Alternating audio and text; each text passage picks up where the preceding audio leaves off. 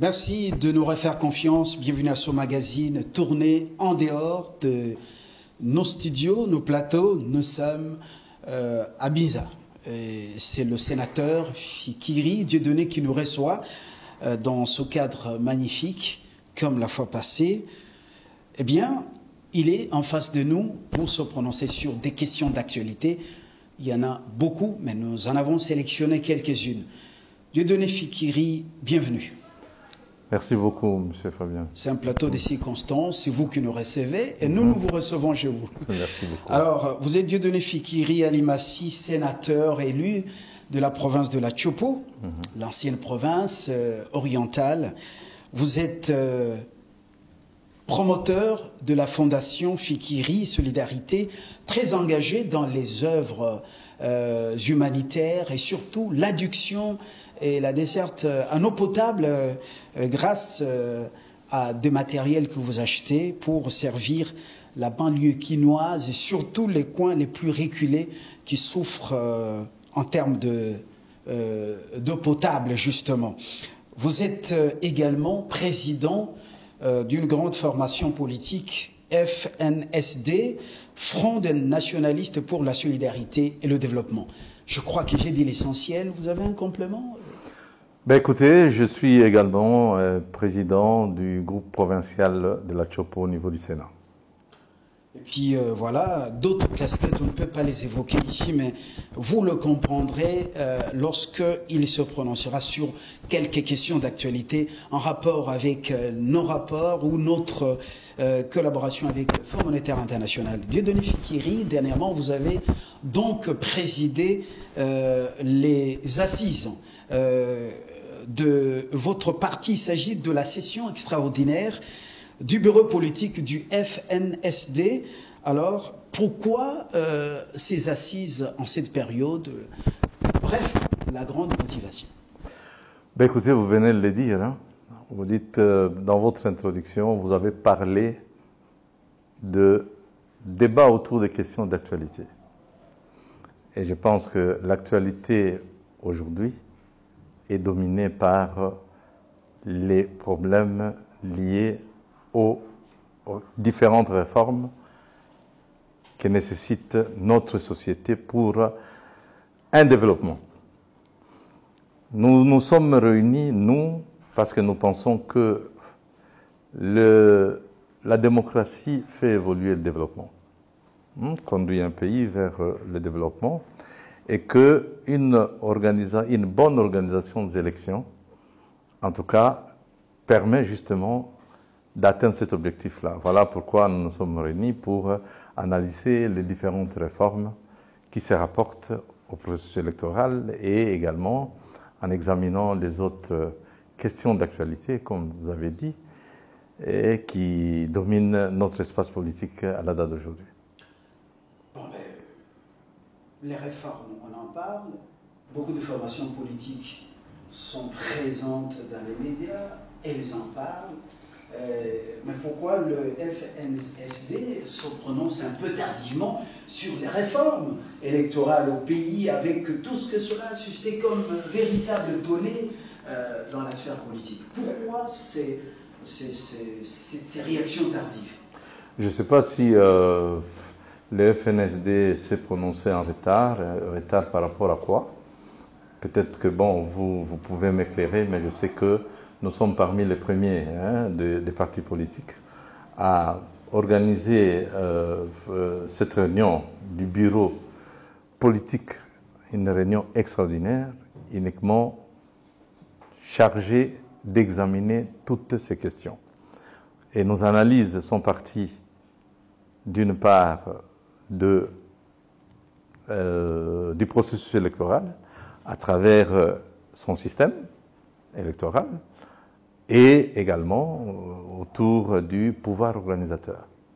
Nous avons réfléchi, à l'instar des autres partis politiques qui ont eu à analyser, est-ce que l'élection du président de la République devrait continuer à se faire comme ça se passe aujourd'hui, ou bien qu'il devait être question de revenir, parce que l'exposé de motifs de notre Constitution le répète, que depuis toujours, nous souffrons d'une crise de légitimité. Et pour nous, nous avons pensé que analyser cette question et apporter notre voix sur l'échiquier politique à ces sujets était intéressant. Et nous sommes arrivés à la conclusion qu'en réalité, pour le FNSD, il faudrait que nous puissions revenir à l'organisation de l'élection présidentielle, par exemple, hein, et au suffrage direct, évidemment, mais à choses à détour. Par exemple, ça c'est une première résolution du bureau. La seconde résolution du bureau a porté également sur l'analyse autour des élections législatives. Et là, nous avons dit qu'il devait être question de maintenir le suffrage universel, évidemment direct, pour les députés nationaux.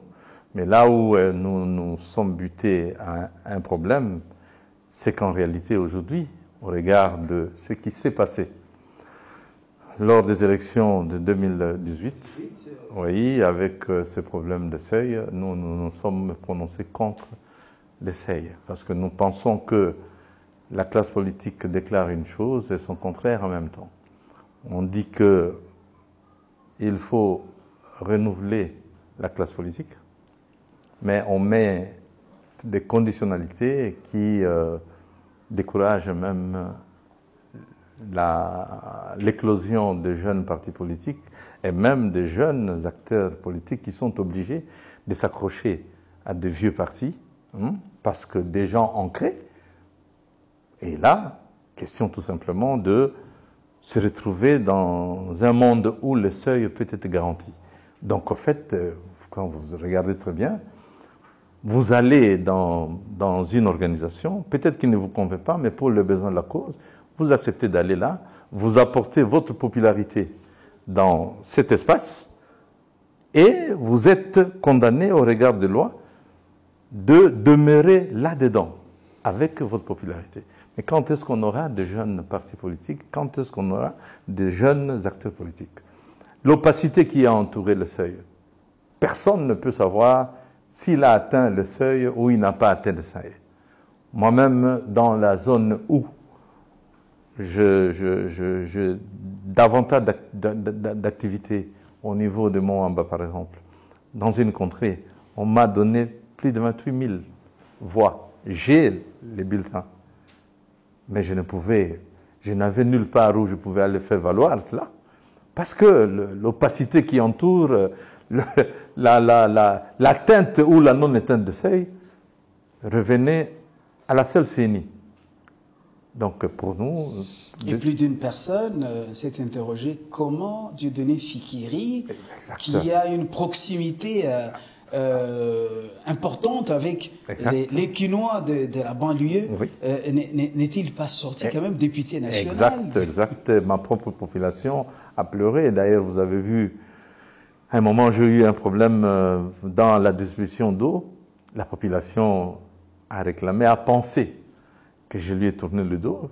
Mais je me suis présenté ce jour-là et ils ont fustigé le comportement des animateurs de l'époque de la CENI, raison pour laquelle, au niveau du pouvoir organisateur, le bureau politique du FNSD a pensé qu'il faudrait peut-être que la composition de ce bureau soit apolitique, si pas à partager de manière égalitaire au niveau du bureau. Parce que bon, on ne peut pas comprendre pourquoi la majorité peut avoir plus de représentation au niveau du bureau que d'autres. Alors que bon, ils sont une majorité d'un scrutin passé. Ici, nous allons vers un nouveau scrutin. Donc, demeurons égalitaires. Sinon, il faut laisser à la société civile cet espace pour essayer de garantir plus ou moins l'impartialité. Est-ce que le bureau politique du FNSD a donc décidé par rapport au vote des sénateurs? On dit que le vote des grands électeurs est le plus dangereux. Les votes de gouverneurs, il y en a qui lèvent les voix ou leur voix pour dire qu'il faut un suffrage universel direct. Ben écoutez, le bureau Le bureau s'y est penché. Le bureau s'y est penché. Pour le bureau, en ce qui concerne le gouverneur, bon, ça serait des élections au suffrage provincial direct, à 2 tours s'il échait. Pour ce qui est des députés, je l'ai dit, nous restons dans le suffrage direct au niveau des circonscriptions. Et pour nous, nous nous prononçons pour le maintien de l'actuel mode d'élection des sénateurs. Tout simplement parce que, bon, un sénateur, il est le représentant, c'est l'émanation d'une province. La province, elle, est structurée en communes, lesquelles communes deviennent, unies ou pas unies, des circonscriptions électorales pour les députés. Alors, vous allez organiser les élections du sénateur au suffrage universel de quelle manière? Au niveau de la province. Ça voudrait dire que le sénateur doit être élu par toutes les circonscriptions qui composent la province, pour qu'il soit représentant de la province au niveau du Sénat, ou alors, et si c'est le cas, eh bien, il faudra inverser les rôles à ce moment-là, parce que vous savez très bien que dans les résolutions parlementaires, s'il y a une collision, si le vote au niveau du Parlement et au niveau de l'Assemblée nationale et au niveau du Sénat, ce vote ne se marie pas, eh bien, on est obligé d'aller à une commission paritaire. Et au niveau de la commission paritaire, si on ne s'entend pas, c'est l'Assemblée nationale qui prend le dessus. Quel a donc l'avantage Donc vous comprenez que si le sénateur doit être élu au suffrage universel au niveau de la province, ça veut dire que toutes les circonscriptions de la province doivent se prononcer pour ces sénateurs-là, eh bien, il est plus élu que le député, qui lui est élu dans une circonscription. Et là, le rapport chambre exact risque d'être faussé. Exact. Et voilà, on évolue pour terminer cette restitution de manière ramassée. Est-ce que le bureau politique s'est quand même prononcé sur cette faisabilité de 2 tours? Le second tour de la présidentielle, ça sera coûteux, il y a moins de jus, ou pas suffisamment de jus dans les grappes. Vous êtes un homme qui a une expérience avérée dans les finances et les banques. Oui. Comment on fera face à ce défi? Vous savez que ça va exiger suffisamment de moyens financiers. Mais je pense que, bon, d'abord, l'organisation même des élections. Nous avons vécu les élections de 2018. C'est le même électorat, le même jour, qui a eu à voter et pour le président et pour les sénateurs. Mais quand vous regardez bien en termes de nombre de bulletins, c'est davantage réduit pour l'élection présidentielle que pour l'élection des députés. Première chose. Deuxième chose, je me dis, les problèmes de financement ne se posent pas du tout dans notre pays. Parce que quand vous regardez, aujourd'hui nous sommes en train de vivre les contrôles. Vous entendez des millions qui échappent au trésor? Il suffit de mettre du sérieux dans la gouvernance. Eh bien, je crois que bon, l'argent sera disponible. Et troisième chose, regardez la contrepartie de la non-obtention de la légitimité au terme des élections. La crise de légitimité coûte cher, que vous le vouliez ou non.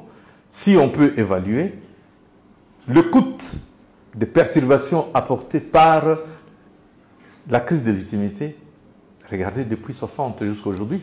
Monsieur le sénateur, l'actualité c'est aussi, oui, ces conditionnalités du FMI, c'est aussi Minembwe, encore Minembwe. Je voudrais qu'on commence par Minembwe. À ce stade, ça fait couler beaucoup d'encre et de salive. Et on dit qu'il y a d'abord tricherie au niveau même du décret qui a été pris par l'ancien Premier ministre Matata Ponyo. Certains parle seulement d'une installation du bourgmestre, son adjoint, une installation frauduleuse avec tapage, profitant de l'absence du chef de l'État. Alors, quel est le point de vue du parti FNSD? Je m'habitue à bien prononcer le sigle du parti. Oui, le Front nationaliste pour la solidarité et le développement s'est penché sur la question. Et le Front nationaliste, le FNSD, a tout simplement dit que nous tenons tous à un état de droit parce qu'il s'est agi d'une fraude. Le FNSD demande tout simplement l'annulation pure et simple du décret qui a été conçu et même publié, signé et publié, alors qu'il est assis sur une fausseté. Nous avons fait un effort pour trouver les résolutions de l'Assemblée provinciale du Sud Kivu. Effectivement, nous sommes arrivés là à avoir une copie, et dans cette résolution, nulle part, on a parlé de l'érection de Minembwe comme commune. Une chose est certaine, c'est que le décret est assis sur une fraude, et comme il y a une fraude, parce que nous disons c'est un état de droit que nous voulons, eh bien, le décret devra être annulé. Mais non, il est question d'analyser. Est-ce que les conditions sont réunies? On peut renvoyer les dossiers au niveau de l'Assemblée provinciale du Sud Kivu, qui peut à nouveau se réunir. Peut-être que, parce que bon, le décret date de 2013. Peut-être que entre 2013 et aujourd'hui 2020, les conditions peuvent avoir été réunies. Eh bien, à ce moment-là, bon, on peut refaire une autre résolution et mettre en place un décret qui érige cette commune-là, cet espace en commune, si les conditions sont réunies. Mais en tout cas, nous disons que, et c'est pour ça que je viens de dire tout de suite ici, qu'il n'y a pas un problème de financement, c'est un problème de respecter la loi. Il faut éviter que les gens continuent avec les habitudes de se situer au-dessus de la loi. Votre parti reste équilibré, légaliste bien entendu, mais équilibré sur ce sujet, une question pertinente. Certains, dans leur réaction émotionnelle, voient un plan, le début de la réalisation d'un plan concocté en dehors de notre pays. Est-ce que c'est votre regard? Ben, écoutez, vous savez, il y a des signes qui ne trompent pas. Ça, je vous dis, le FNSD n'en a pas parlé, mais je donne mon point de vue. Je dis, d'après ce qui se raconte, dans la mesure où ça se vérifie, je peux dire que bon, les craintes peuvent être fondées. Parce qu'on nous dit déjà qu'à l'époque du FCD, il y a eu tentative d'ériger cet espace en territoire. On s'est opposé et on a mis de côté cet aspect des choses. Et nous suivons les déclarations de nos collègues parlementaires de ce côté-là. On évolue, on constate la manière dont le décret a été signé sur base de fausseté. Ça ne peut qu'inquiéter. La manière dont les autorités de ce coin viennent d'être installées, ça inquiète. C'est normal que les gens... Et la réjouissance en dehors de nos frontières... À cela s'ajoute... Et des prophéties... Voilà, exact. Alors, mais, et puis bon, dans le réseau, nous voyons également un pays voisin, un pasteur, qui est en train de vanter ce qui vient de se passer. Prophétie sur Minembwe. Exact. Donc tout ça, ça ne peut que inquiéter, et c'est normal. Vous comprenez? Au-delà de l'inquiétude, est-ce que vous avez peur? Ben écoutez, personnellement, je n'ai pas peur parce que le FNSD a toujours dit que la RDC restera une et indivisible. Et il sera à côté de tous ceux qui ont cela comme slogan. C'est le vœu de tous et il y en a qui se battent pour ça. Dieudonné Fikiri, l'autre sujet, on l'a évoqué, les conditionnalités du FMI à notre pays par rapport au budget 2021, ça c'est votre tasse de thé. Vous en avez même proposé la fois passée qu'on puisse élaborer 2 budgets. Alors maintenant, on vous laisse la parole. Qu'est-ce que vous continuez à soutenir? Ben écoutez, d'abord, avant de parler du budget 2021, il faut jeter un regard sur le budget 2020 qui vient d'être rectifié. D'accord? Le budget 2020 avait été élaboré dans un contexte de mise en place d'un programme de référence avec le Fonds monétaire. Et ce programme avait ses critères quantitatifs et ses repères structurels. Et ce programme s'étendait de novembre 2019 à mai 2020. Mais le budget, lui, a été élaboré en intégrant aussi la substance d'entrée en programme triennal avec le Fonds monétaire. Donc même s'il y avait un programme de référence qui était un programme test, mais, et c'est pour cela que vous avez entendu cette histoire de plan de trésorerie à l'époque, et plan de trésorerie et budget. Vous comprenez? Alors, dans cet espace du programme de référence, le pays a réussi les critères quantitatifs et même qualitatifs de la première sous-période qui part de novembre à mars. Et cela a permis que nous puissions avoir les différents tirages du Fonds monétaire international et notamment un montant de plus de 600 millions de dollars au titre d'appui à la bande de paiement et au titre d'appui budgétaire. Et également, il y a eu des apports des multi et bilatéraux. Mais la sous-période partant de novembre à partant de mars à mai 2020, la RDC n'a pas réussi ce programme-là. Et pour le Fonds monétaire, avant d'envisager le programme de 2021, il faut d'abord corriger le programme de référence. Il faut rentrer de nouveau dans le succès de ces différents critères. Et cela constitue des conditionnalités pour l'élaboration du budget 2021, lequel budget 2021, malheureusement, est assis, à l'instar de l'actuel budget de 2020, même rectifié, sur les apports attendus des partenaires extérieurs. Parce que je dois vous dire, M. Fabien, le budget rectificatif ici ne va pas passer les 10 000 milliards. Donc, ne va pas passer les 5 milliards 700 millions à peu près de dollars américains. Là où on s'attendait à près de 11 milliards de dollars avant Covid.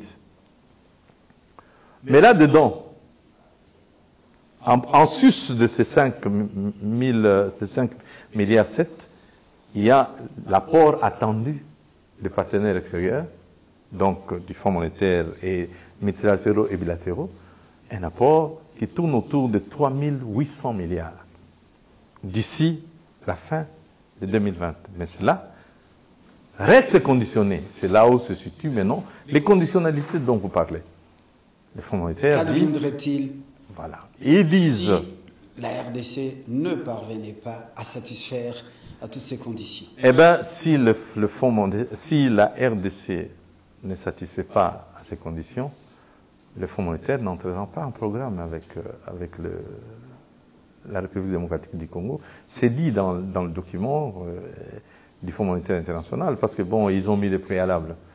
Parmi ces préalables, ils demandent à ce que que la Banque centrale ne donne plus des avances au gouvernement, que la Banque centrale soit restructurée dans son conseil d'administration, comme je vous dis, et qu'il faut mettre la transparence dans la gestion du secteur minier. Est-ce que ces conditions sont irréalisables par la RDC? Non, dans la mesure où il y a la volonté politique.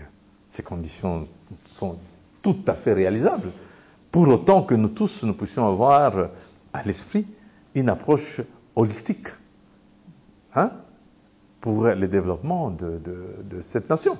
Alors, votre thèse des deux budgets qu'il faut élaborer. Voilà, justement. Pourquoi deux cette thèse s'inscrit dans la logique d'entrée en programme. Parce que le Fonds monétaire a bien précisé que cette fois, ils attendent un budget réaliste.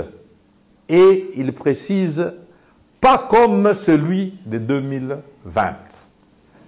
Le budget réaliste, ça veut dire quoi? Ça veut dire que vous devez identifier les recettes au regard de réalisation l'année passée. Ça veut dire que vous avez des actes générateurs qui ont des recettes, qui ont déjà porté des fruits et qui ont donné des résultats. Là, on est sûr que la caisse, donc le trésor, recevra les recettes plus ou moins sûres, à partir desquelles on va commencer à effectuer des dépenses, lesquelles dépenses doivent être contingentées. Parce que les fonds conditionnent également, dans un budget réaliste, les contingences des dépenses. Vous comprenez? Pour éviter des retombées au non-respect des critères que nous n'avons pas respectés pour la deuxième sous-période. Alors, maintenant, moi je dis, nous avons des ambitions nationales. Nous avons des actes générateurs de recettes que nous pouvons provoquer, que nous pouvons susciter et mettre en place, susceptibles de générer des recettes additionnelles à ces recettes réalistes. Mais parce que le Fonds monétaire ne veut pas intégrer ces recettes additionnelles dans les recettes qu'il juge réalistes, autant que nous puissions avoir notre budget de travail. Et les contrôles parlementaires, pour nous, se feraient au regard des recettes auxquelles nous aspirons, et les régies seront appelées à se comporter au regard de ce budget-là. Parce que le budget découlant des recettes réalistes sont quasi sûrs. Voilà. Heureusement que vous êtes sénateur, donc parlementaire, toutes ces propositions peut-être seront glissées dans les fardes de la commission ECOFIN. Et au niveau du Sénat, d'abord, peut-être pourrait souffler une réflexion profonde au niveau de la Chambre basse. Et on termine cette interview par ce sujet, la COCANS. Oui, sa gestion. Le président a reçu les deux présidents de deux chambres du Parlement. Après, il a reçu les membres du Conseil supérieur de la magistrature. Les juges nouvellement nommés doivent prêter serment. Apparemment, les gens restent sobres. On dirait une sorte de cendre qui couvait le feu. Est-ce que votre parti a un mot à placer là-dessus? Ben écoutez, bon, au niveau de notre parti, nous pensons qu'il n'y a pas de problème. Je ne vois pas pourquoi il y aurait des problèmes à ce sujet-là. Parce que bon, la prestation de serment se fait devant qui? C'est le président de la République qui prend acte de la prestation de serment des juges. Devant la nation, mais devant la nation, même le président, quand il tient son discours à la nation, il fait l'état de la nation. Ça se passe à la télévision, non? C'est la même chose. Le Conseil supérieur de la magistrature sera représenté. J'ai entendu d'ailleurs, ils ont dit. Donc je crois qu'en réalité, le problème ne devrait pas se poser. On a compris. On a compris la position du FNSD. Politiquement parlant, le Front des nationalistes pour la solidarité et le développement, est-ce qu'il est sur la bonne voie par rapport à toutes ces prises de position? Ben, écoutez, je pense qu'en réalité, dans la mesure où le FNSD, dans ses positions, reste objectif et reste légaliste, reste accroché à l'idée que nous tous, nous devons cheminer nous devons cheminer vers un état de droit fait des critiques sans complaisance, sans parti pris. Nous pensons que nous sommes dans la bonne voie. Et la nation nous suit, et la nation nous sera reconnaissante par rapport à ce que nous sommes en train de faire. Merci Dieudonné Fikiri. Je rappelle que vous êtes sénateur, élu de la province de Manchego. Vous êtes également promoteur de la Fondation Fikiri Solidarité, très engagé dans les actions humanitaires dans la périphérie de Kinshasa. Et puis vous êtes président d'une formation politique qui, appuyant sur eux, nous avons cité le Front des nationalistes pour la solidarité et le développement, FNSD. Nous vous remercions de vous prêter à nos questions sur l'actualité. Merci beaucoup M. Fabien. Et je crois que très prochainement, je dois vous inviter pour faire un tour un peu et voir comment se comporte notre fondation et quelles sont les actions sociales de notre fondation. Là, vous serez vous-même le cotateur. Vous allez coter les actions du Front des nationalistes pour la solidarité et le développement. Je vous remercie. Merci à vous aussi de nous avoir donné votre temps. À très bientôt pour un autre numéro sur un autre sujet d'actualité avec le même plaisir, même percutance. Au revoir.